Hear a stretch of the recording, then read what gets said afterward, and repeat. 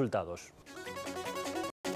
Foron estes: Céltica 2, Narón 1, Negreira 3, Pontevedra 1, Racing Vilalbés 0, Celta B 1, Cerceda 2, Barbadás 1, Alondras 2, Bergantiños 0, Rápido de Bouzas 1, Ordes 1, Deportivo B 3, As Pontes 0, Betanzos 2, Compostela 1, Vilalonga 1, Dorneda 0 e Somozas 1, Racing de Ferrol 2.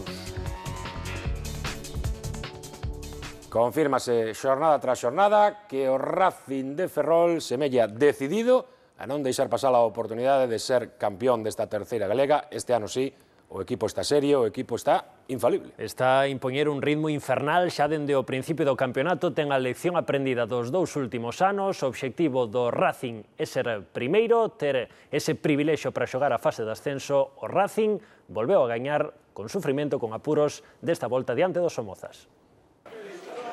Michel, Paco, Fran, Chequedi, moitos ex do Racing de Ferrol defendendo os Somozas no derbi comarcal disputado en Pardiñas, que estivo condicionado polo temporal. A chuvia e especialmente o vento fixeron impredecible a resposta do balón. Manu Barreiro case marca en propia porta, nun comezo no que o vento soprou a favor dos Somozas, aínda que non o deu aproveitado. Na segunda parte empeorou o estado do terreo de xogo xa enchoupado e quen mellor soubo vestir o mono de faena foi o equipo ferrolán. Logo de 2 avisos de Marcos Álvarez e de Pablo Rey, foron os mesmos protagonistas os que crearon o 0-1. Centrou o Ferrolán ao punto de penalti e dende atrás chegou o de Ortigueira para marcar. Segundo gol da temporada para Marcos Álvarez no minuto 53. E 6 máis tardaron en acadar o 0-2. A ira fixo coincidir no campo a Jorge Rodríguez e a Manu Barreiro, e ambos os dous dianteiros aliáronse para que o santiagués volvera a gozar co sabor do gol. Moitas ganas de marcar outra vez, metí na primeira xornada, pero leva 3 partidos sin meter, pero a verdad que sí, non? Que para un dianteiro estaba tendo ocasións que normalmente pois non se tiñan que acabar en gol, pero bueno, non me estaban entrando, e hoxe por suerte gracias ao pase de Jorge. O Somozas non se rendeu en ningún momento e froito do seu traballo conseguiu reducir vantaxe no minuto 76 tras un pase en contragolpe de David Franch a Carlos, quen asinou o 1-2, resultado final. O cómputo xeral que fomos mellores ao Racing. Tivemos dous erros nos 2 goles que contra un equipo así se pagan, non? Xogar máis ao fútbol era difícil. O Racing valora de xeito especial este triunfo e o da semana pasada en Dorneda. 2 partidos que yo creo que sí que lanzaban un mensaje a los demás rivales que tenemos, ¿no? De ser un equipo que no solo lo hacíamos bien en casa, sino que fuera en campos difíciles también sabemos competir y sabemos adaptarnos. 2 equipos que están xusto por detrás do Racing de Ferrol son o Celta B e o Racing Vilalbés, 2 equipos que ainda non perderan ningún partido. Pois ben, o Vilalbés xa perdeu o primeiro, 0-1, un encontro moi axustado que decidiu este solitario tanto de David Añón. E cada vez está máis claro tamén, Gus, que o Celta B, que comezou dun xeito dubitativo, xa está no bo camiño. Xa leva 3 vitorias, moi sólido defensivamente. Pode ser incluso o gran rival do Racing de Ferrol, quen sabe? E tirando proveito de goles como ese, goles de David Añón. Imos con outro dos grandes da categoría, neste caso co Pontevedra, quen sufriu a súa segunda derrota, Gustavo. Apoteose en Negreira. Segunda derrota consecutiva do Pontevedra, un Pontevedra que levou o peso do partido, pero quen marcou os goles foi o equipo da casa, o Negreira. Medíanse no Xesús García Calvo baixo unha chuvia prácticamente constante o Negreira e o Pontevedra. Malia que o equipo máis forte era o visitante, nesta quinta xornada a sorte non lle sorriu demasiado. O bo facer do gardameta negreirense Óscar Vilariño complicou a posibilidade de gol para os pontevedreses, cousa que non lle sucedeu aos negreirenses. No minuto 28, Marcos anotaba este primeiro tanto para o seu equipo. Tralo descanso, o Pontevedra chegaba ao campo con certo nerviosismo ante a imposibilidade de encaixar o balón na portería, pero o equipo contrario volvería a facelo nos primeiros 10 minutos desta segunda parte, esta vez da man de Matelo. O Negreira realizou un grande traballo defensivo e os da cidade do Lérez continuaron pelexando por crear esas ocasións de gol que finalmente, a poucos minutos do remate do partido, acabaría encontrando Sestelo. Os nervios palpábanse tanto na grada como no campo. Pero Sestelo non sería o único en atopar o momento axeitado. O Negreira volveu ver a luz no último minuto do encontro despois de que Óscar Vilariño puxese este balón en xogo que rematou primeiro nos pés de Adán e despois dentro da meta que custodiaba Lorenzo. Finalizaba así, baixo unha intensa chuvia, este choque cun 3-1 a favor do equipo local. A clave foi o 1-0, non? O gol de estrategia dun 0 pois abreche moito o partido. Despois ir ao descanso con esa ventaxa tamén foi importante. E ao final o partido fixose moi longo, é dicir, entre cansancio, entre molestias e bueno, o último gol foi un pouco un cara ao cruz, ou podían empatar ou marcarnos o 3-1, pero eu penso que foi un partido intenso, desos que dos de antes, onde a intensidade estuvo por encima de todo, non? Dous equipos que comezaran de xeito dubitativo eran Cerceda e Deportivo B, pois ben, ambos os dous conseguiron a vitoria nesta xornada. O Deportivo B fixo na casa 3-0 victoria diante do As Pontes. E con protagonismo, xa falamos deste rapaz Óscar, de Dani Iglesias. Pois así é, xogador internacional en categorías inferiores, aínda en idade juvenil, segundo partido como titular, fora titular en Barbadás, marcara un gol, e titular diante do As Pontes, marca 2 goles. E que ben se adianta aí o defensa, remata moi ben. Un rapaz do ano 95, creo que o máis novo, o máis xove da categoría. Este o 2-0, coñeceralo ben, Juan Carlos. Vaya toque de balón, Vai a estar toda a temporada co filial, vai a adestrar co primeiro equipo, pero vai a xogar co equipo filial. Pero quen sabe, as temporadas son moi longas, Gus. Quen sabe se non acaba xogando tamén algo co primeiro equipo. Dende logo en terceira ten que ser un xogador determinante. E esta acción do 3-0, xa un gol definitivo, chegaba o pouco de comezar a segunda metade destes 2 goles, outra vez tanto de Dani Iglesias, aquí o partido xa quedou pechado. Un respiro para o Fabril, que non estaba ben. Viña de 2 malos resultados, diante do Bergantiños e do Ordes, o Fabril que recuperou a senda da vitoria.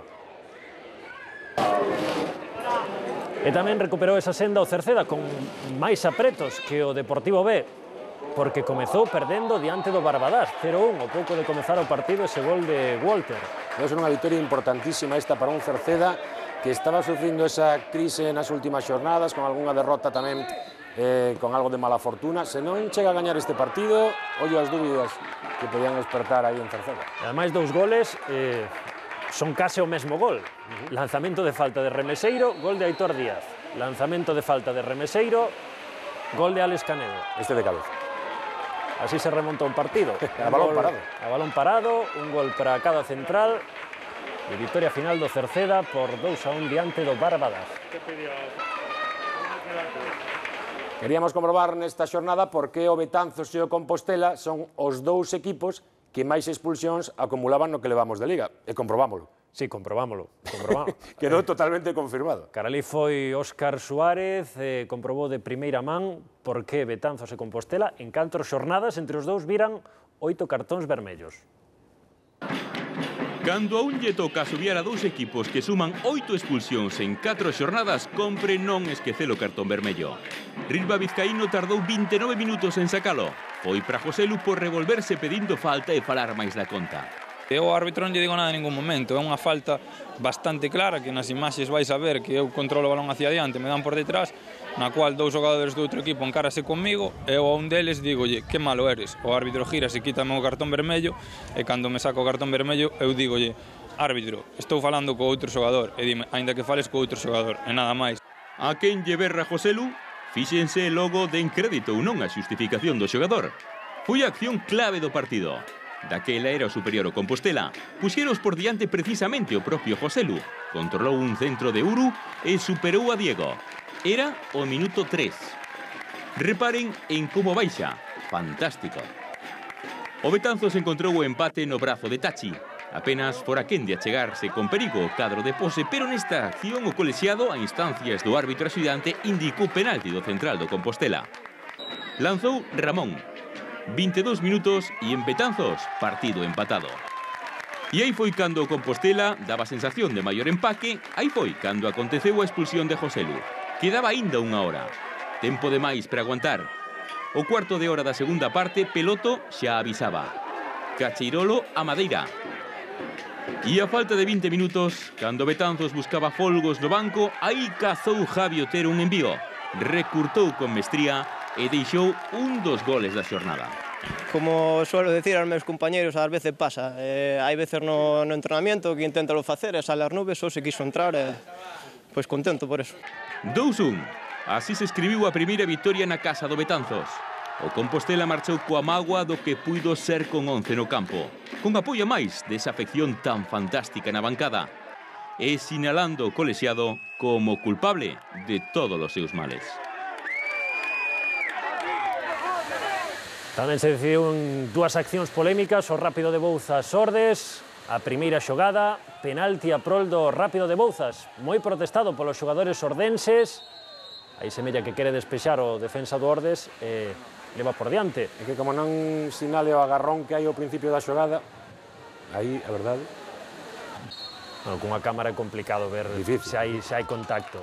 Ese o tanto marcado por Chema, 1-0, e despois este o acción do gol do empate. Minuto 89, toca Nacho e marca Rubén Camaño. Nun principio, o árbitro asistente está coa bandeira erguida. Os xogadores do Ordes que protestan, o árbitro que ven a preguntar, o árbitro asistente diría: eu tiña a bandeira erguida polo xogador que marca o gol, non polo xogador que recibe o balón. Intuímos que foi o que lle dixo nese intre, e por iso o árbitro agora sí dá o gol. Finalmente dá o gol.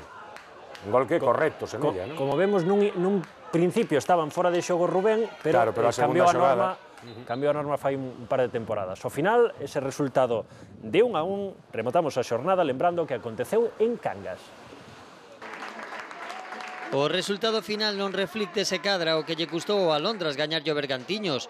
No primeiro tempo dominaron os locais que tiveron na bota de Carlos Campo unha boa ocasión para adiantarse, aínda que non foi ata o minuto 32 cando chegou o primeiro gol, obra de Denis. Na reanudación, o Bergantiños adiantou filas e subiu ao ataque. Froito diso, gozou de ocasións claras para empatar como esta. Pero tan só un minuto despois, un disparo colocado de Mauro dende fora da área traía tranquilidade á parroquia canguesa. Facerse fortes na casa e sacar os puntos adiante, que a estas alturas é do que se trata, para encarar os partidos despois un poquinho máis desafogados, non? Voume un pouco desencantado porque penso que poderíamos haber conseguido algo máis. Os futbolistas non acaban de creer esas situacións de gol que teñen e non acaban de materializalas. Eso despois, ao final, se paga. O Alondras suma 3 vitorias e sobe ata a quinta posición, mentre o Bergantiños cae a postos de descenso. A clasificación en terceira, comandante